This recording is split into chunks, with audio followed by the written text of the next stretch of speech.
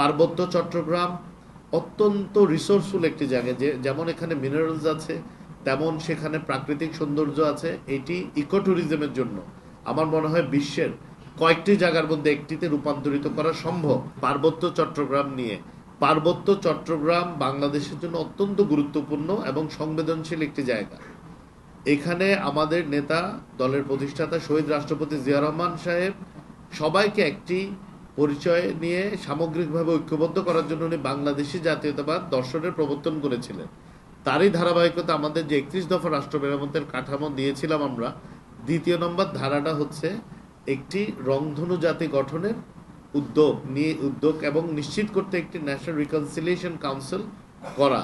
তার মানে হচ্ছে যে আমরা বাংলাদেশি জাতীয়তাবাদ যেটা দিয়েছি সেটিকে এখনো আমরা সামনের দিকে নিয়ে যাচ্ছি, যাতে আমরা ধর্ম, বর্ণ, গোত্র, শ্রেণী, পেশা, পাহাড়, সমতল সকলে মিলে বাংলাদেশি হয়ে বাংলাদেশকে সমৃদ্ধির পথে নিয়ে যেতে পারি।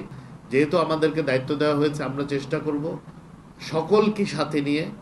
ওখানে আরও কিছু হয়তো কিছু ছোটোখাটো সমস্যা আছে, বিশেষ করে ভূমি কেন্দ্রিক, ল্যান্ড ল কেন্দ্রিক বা কিছু ইস্যুজ আছে যেগুলো অবশ্যই সমাধানযোগ্য।